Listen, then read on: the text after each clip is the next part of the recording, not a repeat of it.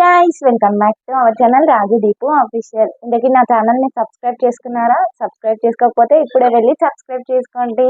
Already తెలుసు కదా నేను బిగ్ బాస్ రివ్యూస్ చెప్తున్నా అని చెప్పేసి, ఇంకెవరైనా చూడకపోతే నా ఛానల్లో వెళ్ళి ఇప్పుడే చూసేయండి. ఇంకా నిన్నటి ఎపిసోడ్ ఏం జరిగింది అనేది ఈ వీడియోలో మాట్లాడుకుందాం అనమాట.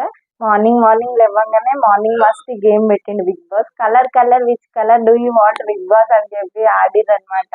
మస్తు ఆడిరు. అండ్ అందులో పనిష్మెంట్ నచ్చిరు 2 క్లాన్ మెంబర్స్ నుంచి. అంటే ఒక క్లాన్ నుంచి ఒకరు, ఇంకో క్లాన్ నుంచి ఒకరు ఆడినప్పుడు ఒక్కొక్క క్లాన్ విన్ అయిందనుకో ఆపోజిట్ క్లాన్ కి పనిష్మెంట్ ఇవ్వడం బాగుంది.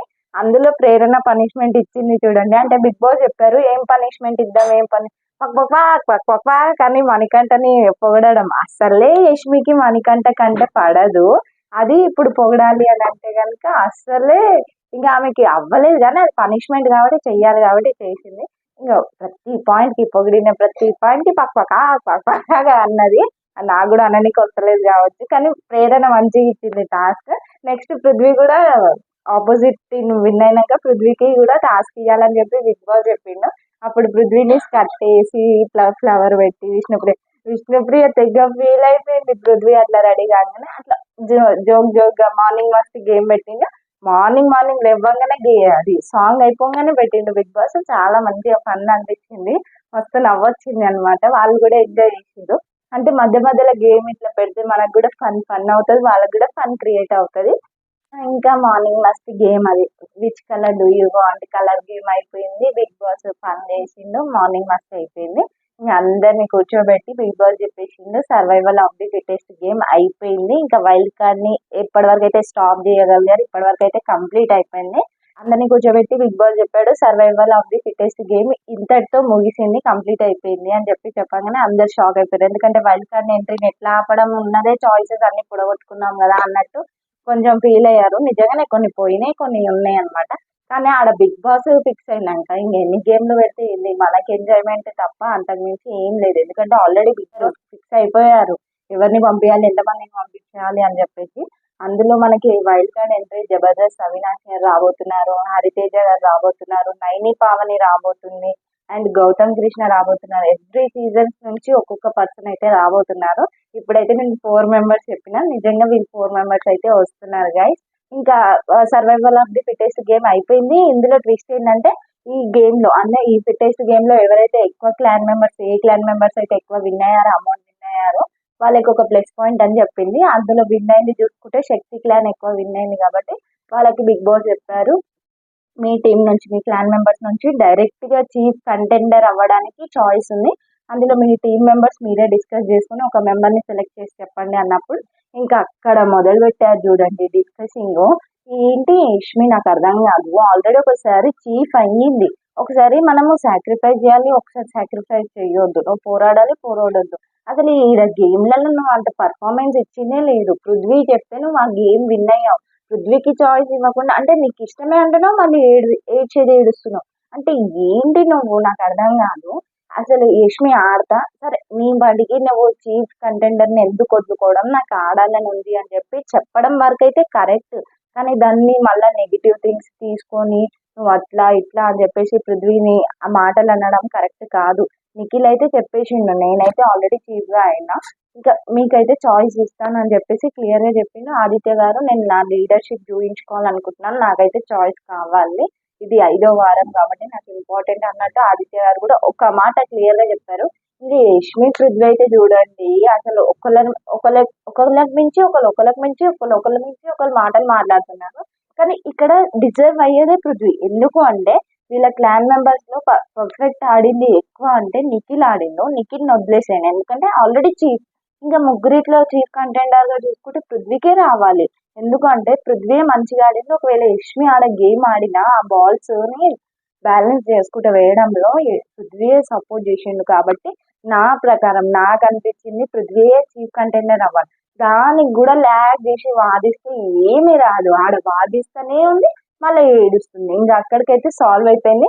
నిఖిల్ చెప్పేశారు అనమాట పృథ్వీ చీఫ్ కంటెండర్ అని చెప్పేసి. ఎందుకు అని రీజన్ కూడా చెప్పమన్నాడు బిగ్ బాస్, రీజన్స్ చెప్పాడు.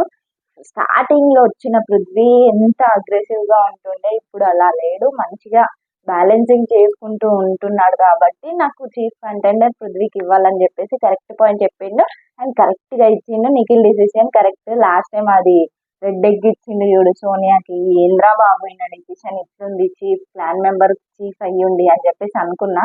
కానీ ఇక్కడ డిసిషన్ కరెక్ట్ గా తీసుకుండు. యష్మి ఆడ పోరాడినా కూడా యష్మికి ఇవ్వకుండా ఇక్కడ పృథ్వీకి ఇచ్చినందుకైతే పర్ఫెక్ట్ అనిపించింది. ఇంకా మళ్ళీ తర్వాత ఇంకో గేమ్ పెట్టారు బిగ్ బాస్, చిన్న చిన్న పప్పీస్ గేమ్ అన్నమాట.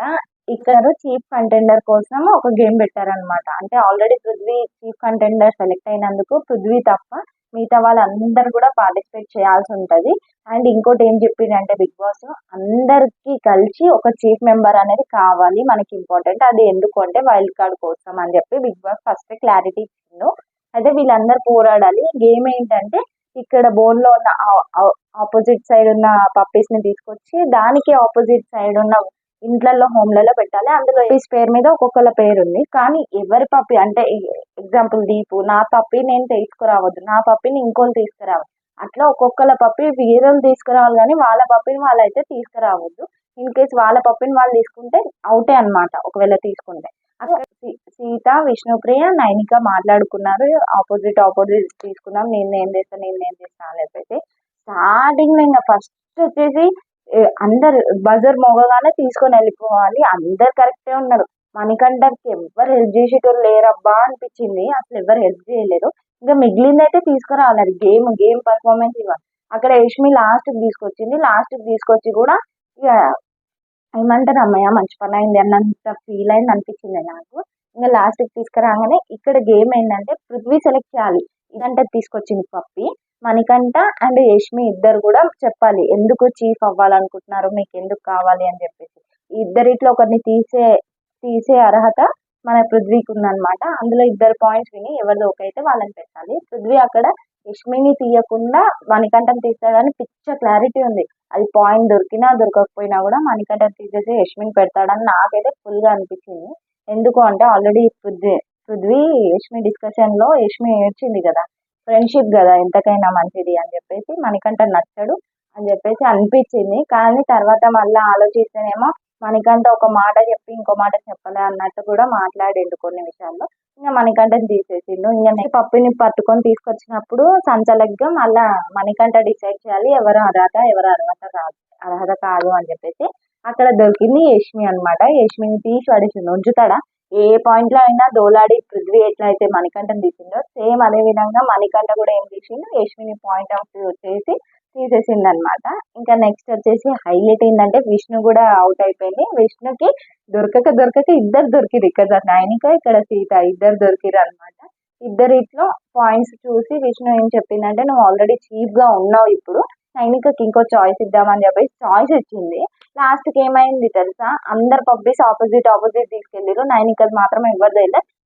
నైనికనే తెచ్చుకోవడం వల్ల సీత సంచాలక్ కాబట్టి ఇంకా సీత ఏం చెప్పలేక ఇంకా ఐఎమ్ సారీ నైనిక, నువ్వు తేవడం అయితే అది గేమ్ లో కరెక్ట్ కాదు కాబట్టి నువ్వే పక్కకు తప్పుకోవాలి ఇక్కడ అని చెప్పేసి క్లియర్ గా చెప్పింది. ఇందులో గేమ్ మంచిగానే ఆడిరు, ఒకరినొకరు తీసేసిరు, ఒక్కొక్కరికి చాయిస్ వచ్చింది. ఒక్కటే పర్సన్ కాకుండా మణికంఠ కూడా యష్మిని తీసిండు అంత చేసిండు, ఏడుస్తున్నాడు, మళ్ళా స్టార్ట్ చేసిండు బాబు ఏడుపులు అన్నట్టు అనిపించింది. ఇంకా ఒక్కరిని అనకుండా హౌస్ మొత్తం కార్నర్ చేస్తారు, హౌస్ మొత్తం నన్ను చూడట్లే అంటే ఎవరు చూడట్లే, నువ్వు ఇంత సింపతి గేమ్ ఆడుతున్నావు కానీ ఒక్క మాట ఒకసారి అన్నాక కూడా నీ గురించి ఆలోచించి నీ దగ్గరకు వచ్చి మాట్లాడుతున్నారు మణికంఠ. అది మీరు అబ్జర్వ్ చేస్తారో లేదో కానీ నేనైతే అబ్జర్వ్ చేసిన. ఒక్కరు కూడా ఒక్క పాయింట్ అన్నా కూడా మళ్ళీ నెక్స్ట్ టైం రియలైజ్ అయ్యి వాళ్ళు వెళ్ళి మాట్లాడుతున్నారు. ఎందుకు అంటే అది ఇప్పుడున్న ఫ్యామిలీ లాగానే, హౌస్ మేట్స్ అందరు కూడా వాళ్ళ ఫ్రెండ్స్ లాగానే కాబట్టి వాళ్ళు మాట్లాడాలి, తప్పదు. రేపు పొద్దుగాలు చేస్తే మొక్కలు చూసుకోవాల్సి వస్తుంది, పొద్దుగాలు చేసి ఇద్దరికి గేమ్ పెట్టవచ్చు, సాక్రిఫైజెస్ కావాలి, అన్ని కావాలి. ప్రతి దానికి ఆడపిల్లలాగా ఏడుస్తాడు, ఏదో ఒక పాయింట్ తీసుకుంటాడు. ఎవ్వరు ఆడకపోతే నాగార్జున గారు చూడరా, మేము చూడట్లేదా ఆడియన్స్, నీ పప్పిలు లేకపోతే మేము గమనించట్లేదా, మేము చూడట్లేదా, దాని ప్రకారం మేము ఓటేసాం కదా, నువ్వు ఏడవడం అవసరం లేదు అని అందరు కార్నర్ చేసినారు. నాకు అన్ని మాటలన్నీ నోటారి అంటావు, నువ్వు ఆ తర్వాత ఏడుస్తావు, అన్న మాటలన్నీ కూడా రిటర్న్ అయితే రావు కదా. ఇంక ఏడుస్తున్నాడు. దానికి మళ్ళీ యష్మి మణికంఠ గొడవ పడినా ఎన్నో మాటలు అన్నాయి. యష్మికి మణికంఠ నచ్చకపోయినా కూడా మళ్ళీ యష్మి వచ్చి ఎందుకు ఏడుస్తున్నా అని చెప్పి మాట్లాడింది. నీ వల్ల కాదు సీత అన్న మాటలు. సీత ఏం తప్పుగా అనలేదు. నువ్వేదున్నా కూడా హౌస్ మొత్తానికి అనడం కరెక్ట్ కాదు. మేము ఎవ్వరం ఎందుకు సపోర్ట్ చేస్తలే, కార్నర్ ఎందుకు చేస్తున్నాం అని చెప్పేసి పాయింట్ రైజ్ చేసింది. నిజమే కదా, ఆడియన్స్ కి చూసే వాళ్ళకి సడన్ గా మధ్యలో మనం ఇట్లా సడన్ గా చూస్తుంటే మనకి ఏమనిపిస్తుంది, అబ్బో మనకంటే ఒక్కడే ఆడుతున్నారు, వీళ్ళందరూ కార్నర్ చేస్తున్నా అని చెప్పేసి అనిపిస్తుంది. వాళ్ళు ఎవ్వరు కార్నర్ చేస్తలే మనకంట. నువ్వు అట్లా ఆలోచించినా ఎవ్వరు కార్నర్ చేస్తలే.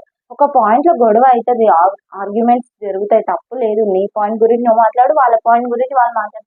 కానీ తర్వాత కూడా మీరు అందరు ఒక్కటే. ఎందుకంటే ఇప్పుడు బిగ్ బాస్ హౌస్ అనేది మొత్తం ఫ్యామిలీ లాగా, మీరు అందరు ఒక్కటే. దానికి నువ్వు ఏడవడమే అవసరం లేదు. ఒక చిన్న పిల్లలాగా, ఆడపిల్లలాగా ఏడుస్తున్నావు అని నాకు అనిపిస్తుంది. సో ఈ రోజు అయితే ఇది గైస్, గేమ్స్ అయితే ఇట్లా అయిపోయినాయి. ఇంకా ఈ వీక్ లో అయితే వైల్డ్ కార్డ్ ఎంట్రీ ఉండబోతుంది. పర్సన్ ఎవరు వస్తారు అండ్ ఈ వీక్ లో ఎవరు ఎలిమినేట్ అవుతారు, ఇంతకీ సీక్రెట్ రూమ్ ఉంటుందా లేదా అనేది కూడా మెల్లమెల్లగా మాట్లాడుకుందాం. ఇంకా నా ఛానల్ ని సబ్స్క్రైబ్ చేసుకుని వాళ్ళు ఉంటే కనుక ఇప్పుడే వెళ్ళి సబ్స్క్రైబ్ చేసుకోండి. పక్కనే ఉన్న బెల్ ఐకాన్ ని క్లిక్ చేయండి. నా వీడియోస్ మీకు నోటిఫికేషన్ వస్తుంది. అండ్ నా వీడియో లైక్ చేయడం మాత్రం మర్చిపోకండి. Bye bye, thank you.